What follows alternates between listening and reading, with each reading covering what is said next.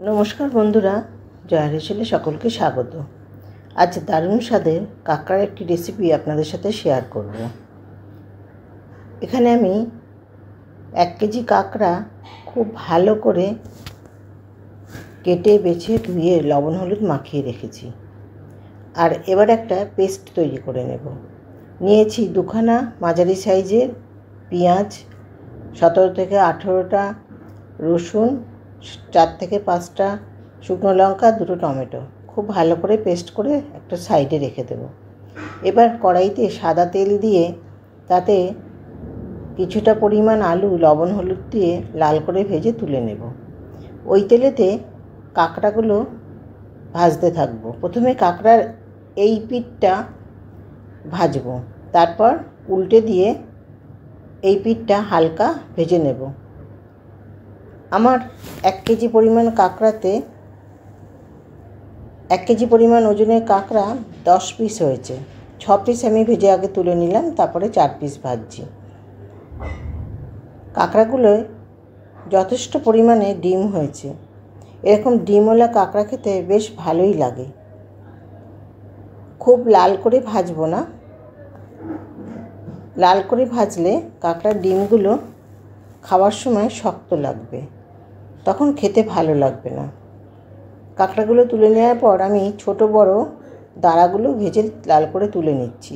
এবার এতে দিয়েছি বেশ খানিকটা পরিমাণে সাদা তেল। তাতে ফোড়নের জন্য দিলাম সাদা জিরে, দারচিনি, ছোটো এলাচ, তেজপাতা, লবণ, হলুদ, আদা বাটা আর কাঁচা লঙ্কা বাটা। এগুলো আপনারা আপনাদের পরিমাণ মতো দেবেন। খুব ভালো করে মশলাটাকে একটু ভাজা ভাজা করে নেব। গ্যাসের ফ্লেম লো টু মিডিয়ামে রাখবো। এবারে আমি পেস্ট করা মশলাটা দিয়ে দেব। মশলাটা দিয়ে বেশ খানিকক্ষণ কষাতে থাকবো। কষাতে কষাতে যখন তেল ভেসে উঠবে তখন এতে দিয়ে দেব 1 চামচ পরিমাণে কাশ্মীরি লঙ্কার গুঁড়ো আর 1 চামচ পরিমাণে সাদা জিরে গুঁড়ো। দিয়েও মশলাটাকে একটু ভালো করে কষাবো। এই পরিমাণে এসে আমি দাঁড়াগুলো আর আলুগুলোকে দিয়ে দেব। দিয়েও কষাতে থাকবো। মশলাটা কিন্তু আমার এখনও সম্পূর্ণভাবে কষানো হয়নি। আমি দাঁড়া আর আলুগুলো দিয়ে ভালো করে কষিয়ে নিয়ে এবার কাঁকড়াগুলোকে দিয়ে দিলাম। দিয়ে আবারও ভালো করে কষাতে থাকবো।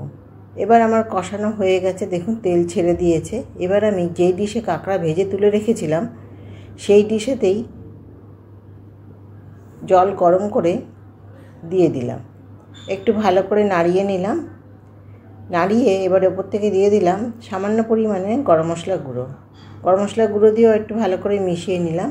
এবার ঢাকা দিয়ে গ্যাসের ফ্লেম মিডিয়ামে রেখে 5 মিনিট ফুটতে দেবো। 5 মিনিট বাদে ঢাকা খুলে আবার একটু নাড়িয়ে নেব আর দেখে নেব আলুটা সেদ্ধ হয়েছে কিনা। আলুটা আরেকটু সেদ্ধ হবে। আমি আরও 5 মিনিট হতে দেব। গ্যাসের ফ্লেম কিন্তু লো টু মিডিয়ামেই রাখবো।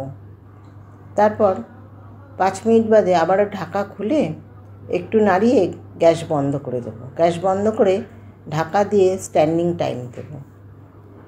এভাবে রান্না করে দেখবেন, খেতে কিন্তু দারুণ হবে।